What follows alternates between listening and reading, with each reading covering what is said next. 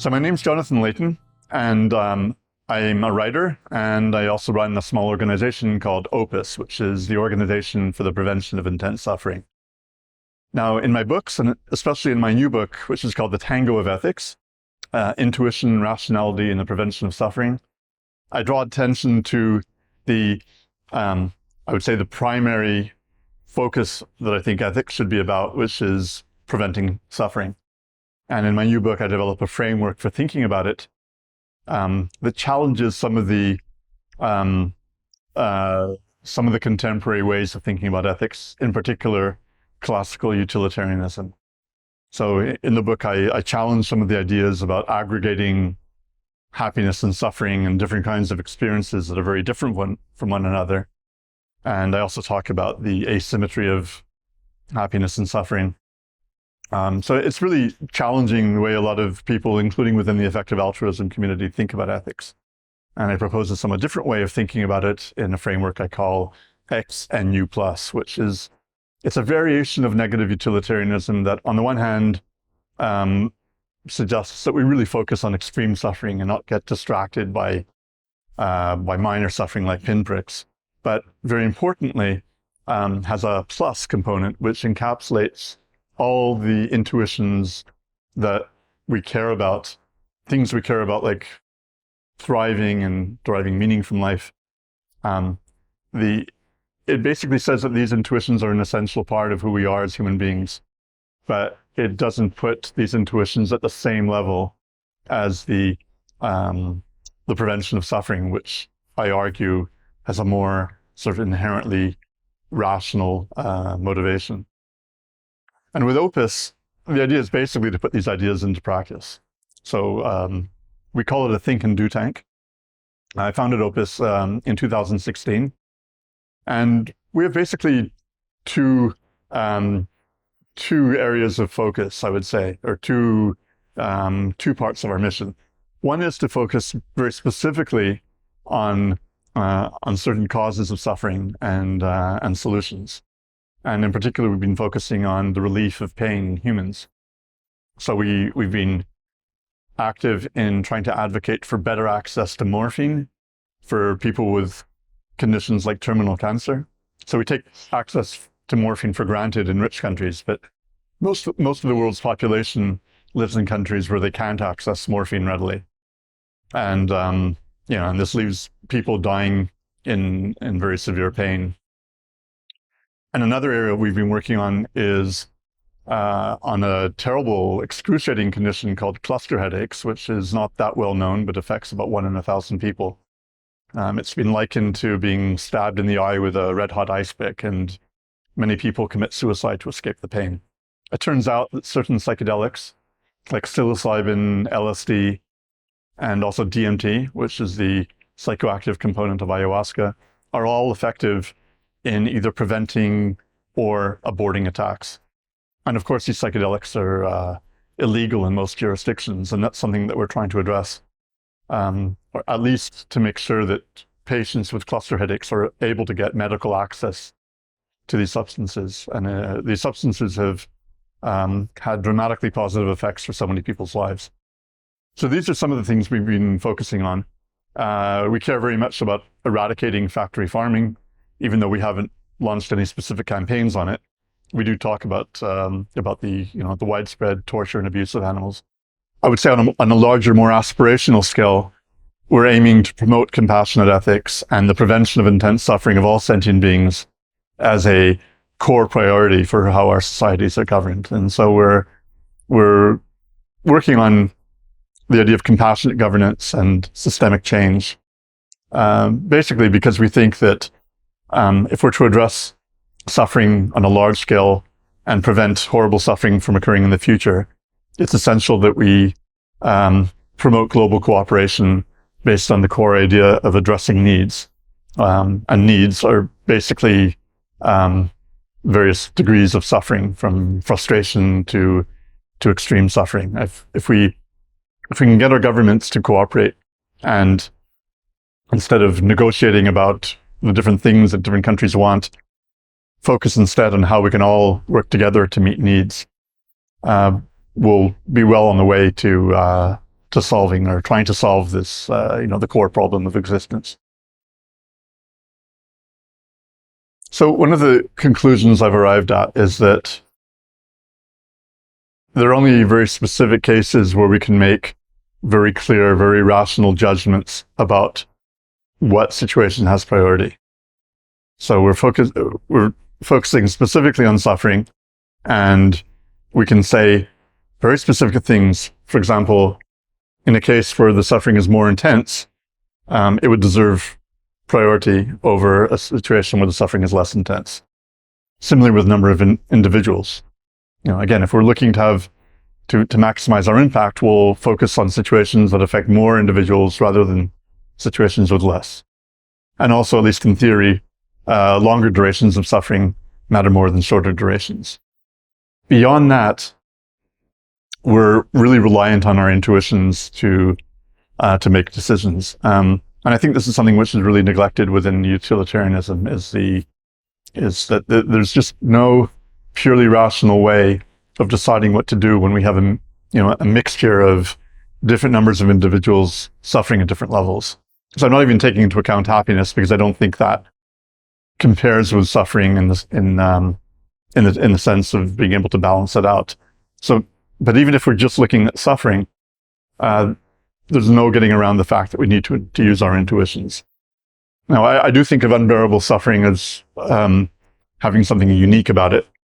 It's unique in a very sort of qualitative way, in that the individual reaches a point where they're no longer willing to continue existing, because in that moment they will do anything to make the suffering end, even if it means ending their own existence. So there is something unique about that. But I wouldn't go so far as to say that we should put all our resources into preventing that from happening. Not that, I don't mean by that in some sort of theoretical way, this isn't really what matters, but we're in a practical world where we have to deal with people's intuitions. It's just not viable to put all our resources into preventing it from happening. We live in a world where there's a lot of unbearable suffering happening that ideally we would want to prevent. So we have to deal pragmatically with the world as it is. And that's what I try to also encapsulate with the XNU plus framework. In theory, we want to wipe out all extreme suffering that we can, but in practice, we're all intuitive human beings who have other concerns as well. That applies to the rest of the world, but also to those of us who care about suffering. Even we need to spend some time looking after ourselves. We can't put all of our energy and resources into wiping out extreme suffering. It would be self-destructive. So, in the end, ethics is about doing the best we can with this very, very imperfect situation that we find ourselves in. I think that we get into issues like the repugnant conclusion based on these sort of absolute ideas of creating value. That it's still based on this classical utilitarian idea that the more happiness we create in the universe, the more value there is. And this is not an approach I take within my framework. I think that if we can get away with this idea that there's some sort of absolute value in almost an economic sense of just adding more and more happy people to the universe, we can get away entirely from conclusions like the repugnant conclusion. And it's really based on this idea of adding pluses and potentially minuses as well. But let me rephrase that. It is based on the idea of aggregation of pluses and minuses, which I think is actually not rationally justifiable. Well, first of all, David Pearce is one of the people I admire the most on this planet. I think he's got an incredible amount of sensitivity and awareness of suffering, which is difficult to take on in one person. And he's written extremely eloquently about the problem and about concrete ways to address it. So that's the first thing I would like to say. I have very little concrete disagreement with him. I know that he, as far as I understand, he takes more of a moral realist framework. But I would say that, the difference between, when we're focusing on suffering, the difference between a moral realist and a moral non-realist framework is very slight. I mean, we might be coming at things from slightly different directions, but there's almost nothing that separates them. He does talk in terms of this idea that suffering shouldn't happen, and I guess I take a slightly more detached perspective. Well, it does happen, and it has a call to action, but I wouldn't use the word should. I prefer to think just purely in terms of experience and the inherent urgency of that experience being relieved. I wouldn't go from urgency to saying ought, but it's a very subtle difference. I guess sometimes that difference can be more important. For example, this idea that if suffering is the only thing that matters, then we should destroy the world, which is how some people would object to anything related to negative utilitarianism. And I just get away from all that should framing altogether and say there's nothing telling us what to do. We respond to suffering, and we also have our intuitions, and we try to find some sort of balance between them. And that takes us away from this notion of absolute obligation. So maybe that's one way I would differ from David, even though he takes a pragmatic approach as well to this problem. And he's not just pragmatic. He would say that it's actually forbidden to idle talk about world destruction, whereas I just say that I would say that maybe it's simply pragmatically not very useful to talk about it. Essentially, we're talking about the same thing. Let's not distract ourselves with things that are just not relevant. David talks about the engineering of utopia, basically through bioengineering, and I embrace a similar kind of vision where eventually we're able to wipe out suffering in our biosphere. It's not an easy subject to talk about in our society because people have so much respect for nature as it is, and that's again very intuitive. One of the things I most enjoy doing is going for a walk in the woods. But when we know how much suffering is out there in nature, it would be irresponsible or irrational to consider it to be outside of our sphere of focus. So again, I'm aligned with him on that. He talks about gradients of bliss.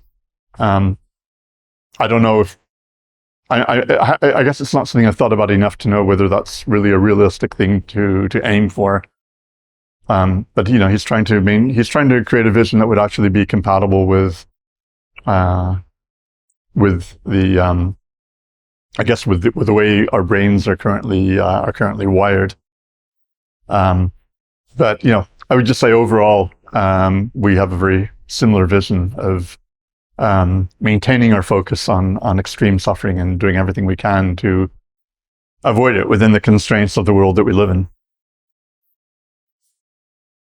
I think if we can ever manage to eradicate suffering, all that will be left will be, positive well-being.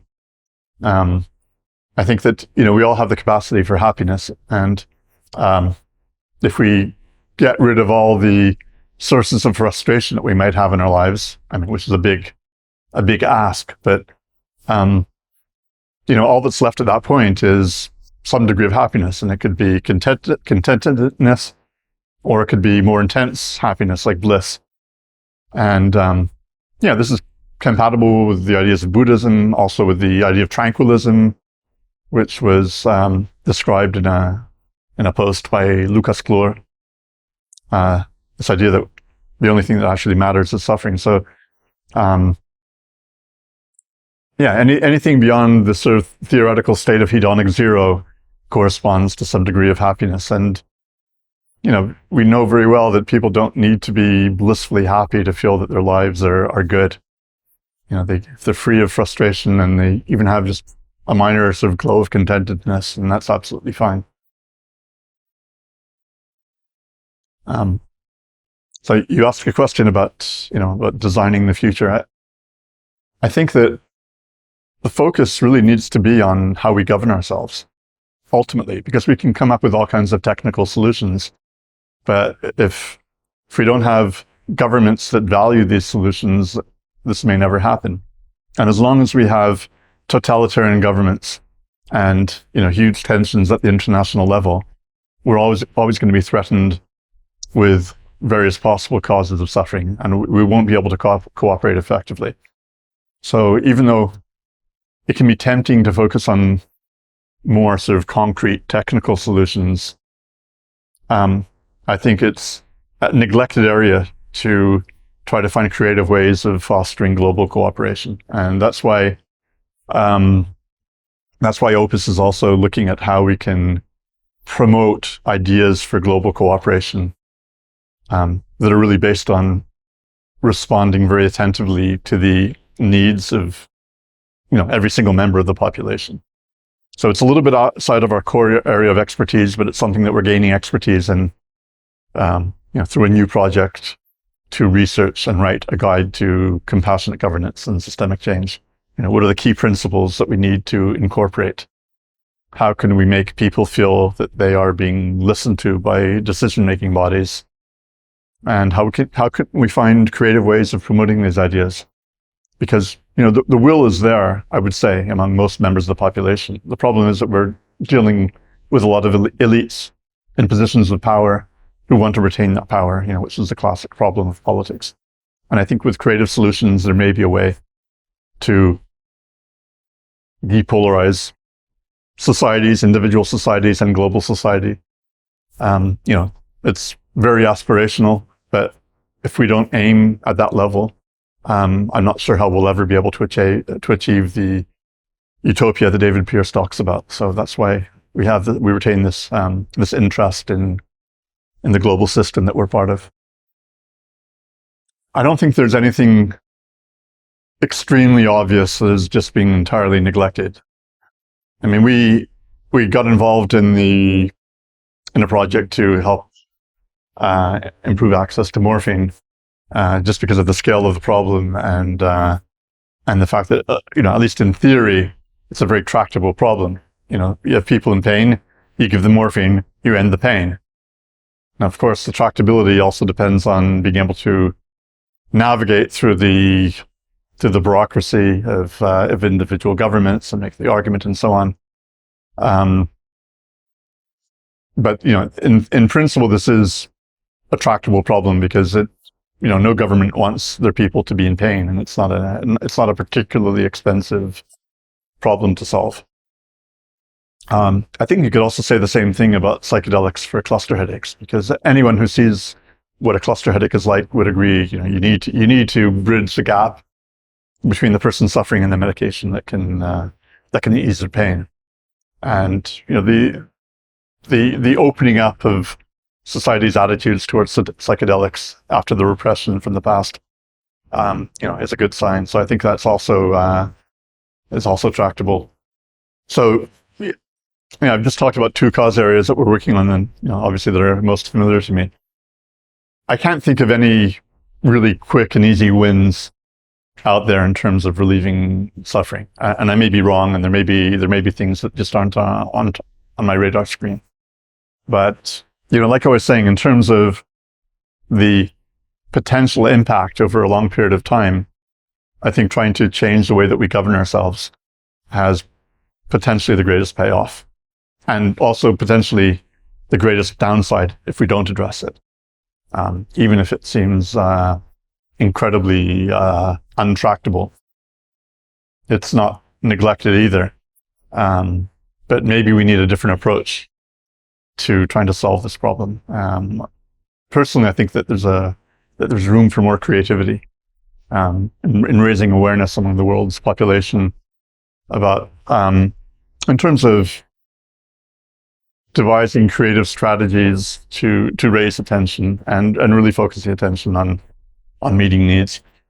So yeah, this is what I was saying before. I think that even if a cause area is very difficult, I think just the sheer potential impact makes it essential that we focus on it. I would urge anyone who's not already familiar with the with writings about suffering-focused ethics to familiarize themselves. If anyone is interested in the arguments I've made, there's my book, The Tango of Ethics. I would also really recommend some of the writings by Magnus Vinding, because he's written books on a number of topics, including a recent book on called Reason Politics. And whether or not I agree with him on every issue, I think his approach is very methodical and well thought out, and basically to help spread these ideas, discuss these ideas with people, encourage them to read more about it. And if anyone watching this is interested in collaborating or just getting in touch, they're more than welcome to contact me. We're always looking for people that have creative minds and believe that even things that might seem impossible really could be possible.